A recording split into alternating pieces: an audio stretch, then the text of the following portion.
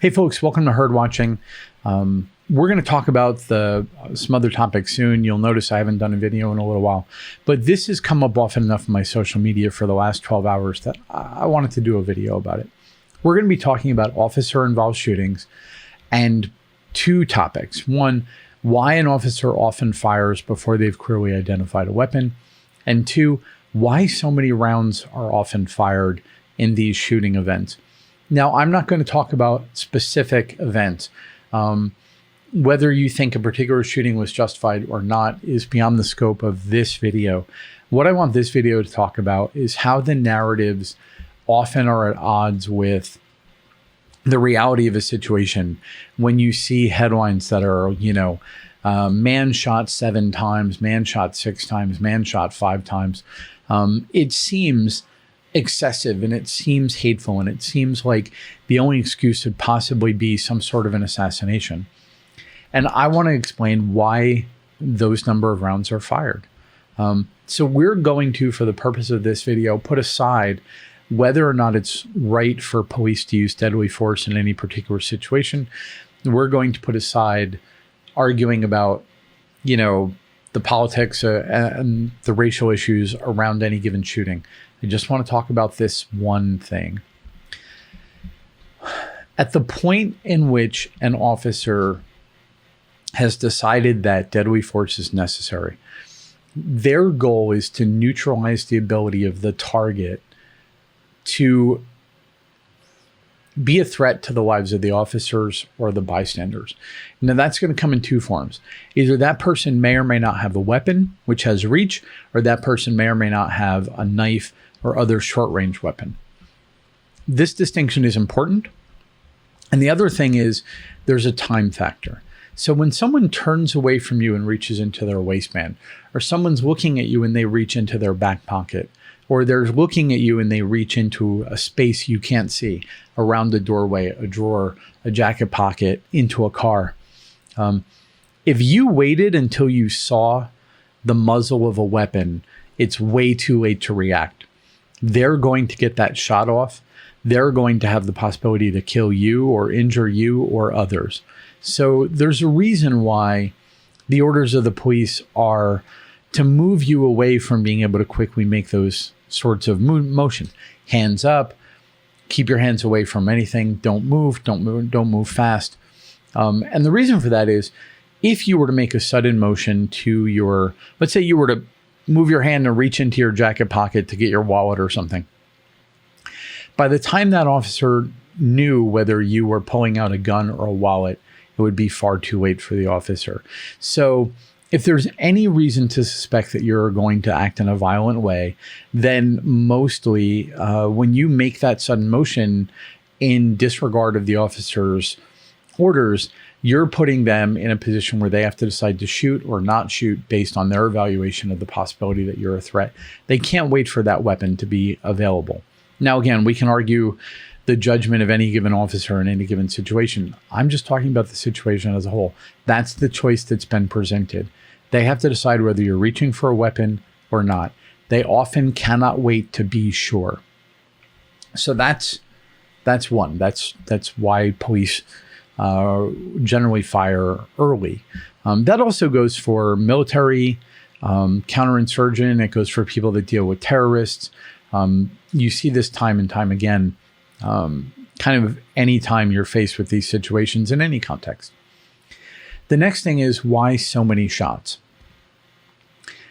If you look at the FBI records for gunfights, if you watch any of the hundreds of videos of one-on-one or two-on-one pistol gunfights that are on the internet, one of the things you'll notice is that people move and fire and continue to fight long after they've been shot once, twice, 3 times. There are absolutely cases on record where people have wound up in the hospital with 5, 6, and 7 bullets in them and not only survived, but all while they were amassing that number of wounds, they were moving, fighting, and injuring other people with gunfire. So once you've decided that you have to remove someone from being a threat, you do not have the luxury to shoot, evaluate, shoot, evaluate, shoot, evaluate, shoot, evaluate. What you have to do is fire and continue to fire until the person you're shooting at visibly stops being a threat. That usually means they drop whatever they're holding, they fall to the ground, they slump to the side, they visibly lose consciousness. In situations where someone's reaching into an enclosed space, or they're partially braced upright by being against a wall or sitting in a chair or being in a car, that visual confirmation that they're out of the fight is very, very hard to find in that moment. And so you're going to wind up with a significant number of rounds being fired before that visible sign that the fight is over is available. Unfortunately, that's in the nature of these sorts of encounters. It's a reason why the idea of the warning shot was never really a thing. That whole like shoot him in the leg or just shoot him once and see what happens. It's the very rare instance where that's a tolerable risk that you can take when you're dealing with a target who can inflict violence upon you. So that's why any single officer will fire and continue firing until the target is visibly eliminated as a threat. And then you have to consider that there are sometimes multiple police officers in the encounter.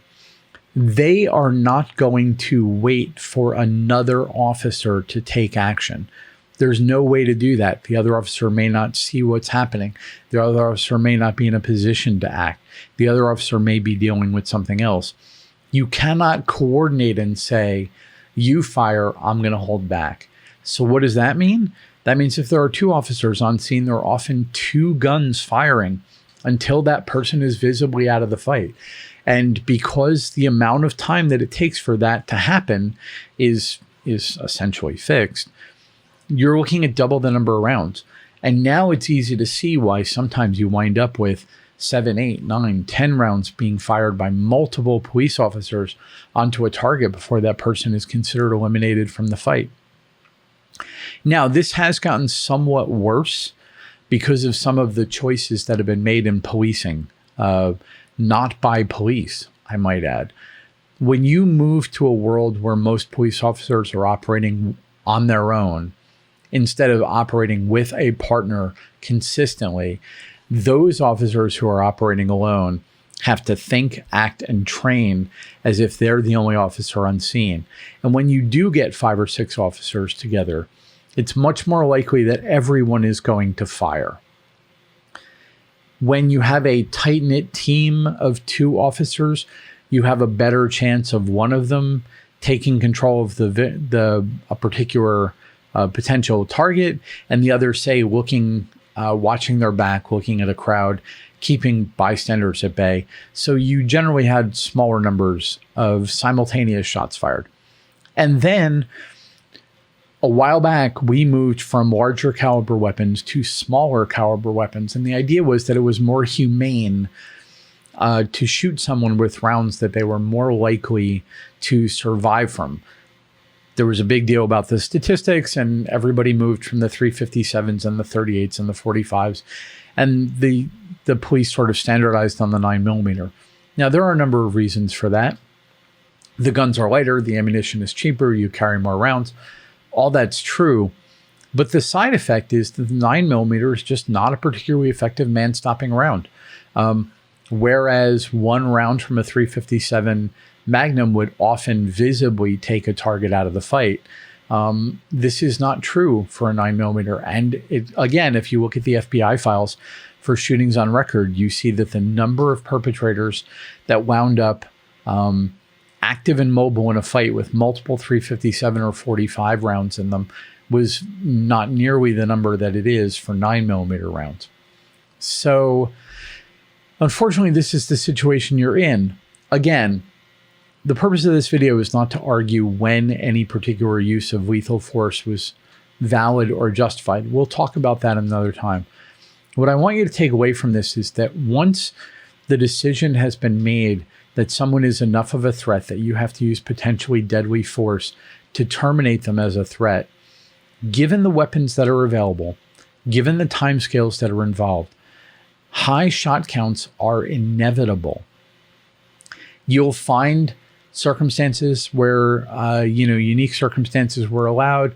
Maybe there were no bystanders. Maybe an officer was wearing a vest and under good cover and felt that the risk was warranted to shoot somebody one time, try for an arm shot, try to disarm them, and that officer is willing to accept the risk of return fire. That's fine, but it's simply not always or even commonly the case.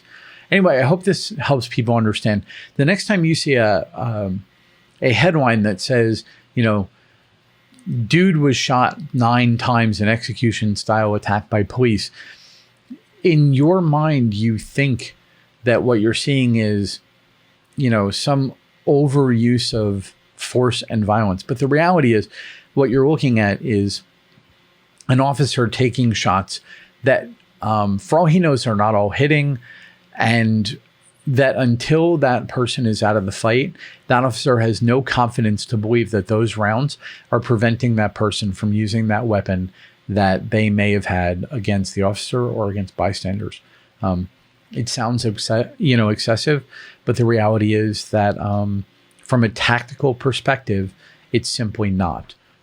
It's almost inevitable given the weaponry involved, given the timeframes involved, given the situations involved, given how resilient humans are in the short term to gunfire. Anyway, I hope that helps some folks. We'll talk more later. Thanks a lot for your time.